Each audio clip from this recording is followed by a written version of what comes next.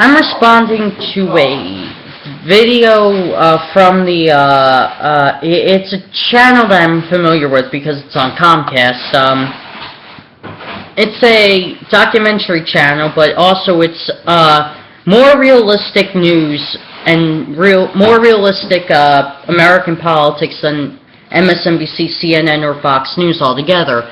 But these morons, these older white Americans who are manipulated by a fascist Tea Party, have said Barack Obama is, and I quote, one man even used the Monty Python analogy about in the scene in the movie where they were saying how the villagers were saying that this woman wasn't a witch, but the leader of their society, who's played by John Cleese in the film, says, if it looks like a duck, walks like a duck, and floats like a duck, it must be a duck.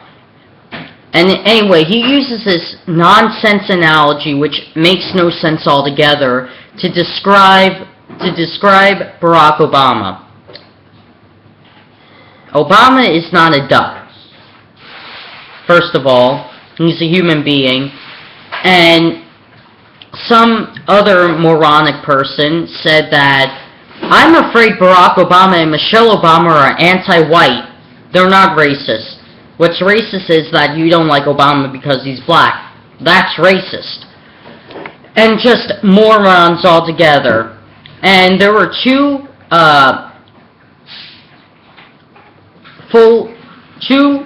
grown men, actually, who were holding signs in favor of Obama, and they were being called baby kill or anti-American, socialist, communistic pigs.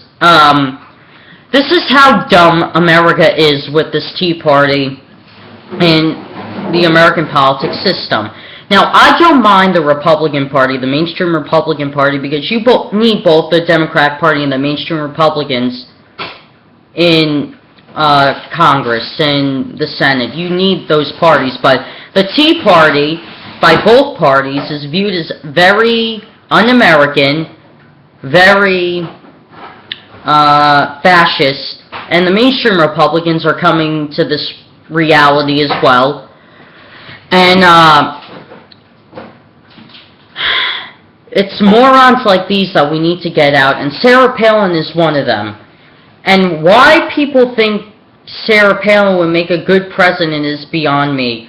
Because this is the problem with Sarah Palin. One, nobody but Sarah Palin thinks she'll make a good president. One, she can't name a newspaper if you gave it to her.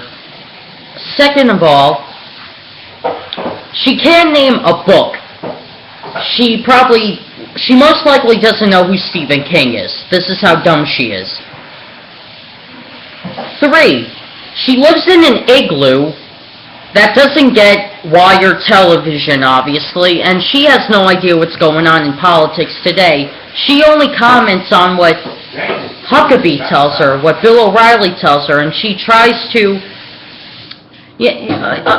Sarah Palin could obviously be compared to the guy that Fred Armisen played in his last year of SNL, the guy who held the newspapers up and commented on the headline of the news without actually reading the story. That's who Sarah Palin is. And second of all, and actually fourth of all, why Sarah Palin would not only be a horrible presidential candidate, but be why she's just a moron altogether. Tina Fey made a joke that Sarah Palin said she could see Russia from her house. Well, obviously Sarah Palin didn't say that. Tina Fey said that as Sarah Palin, but Sarah Palin said something equally idiotic.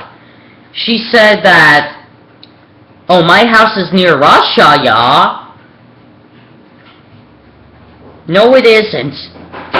Russia is 3,600 miles away from Alaska. And, well, yeah, you could kind of say that she's that she said I seen Russia from my house. So yeah, that's kind of like saying that. I could see why Tina Fey made that point when she was playing Sarah Palin. But point being is, why people think Sarah Palin is intelligent is beyond me.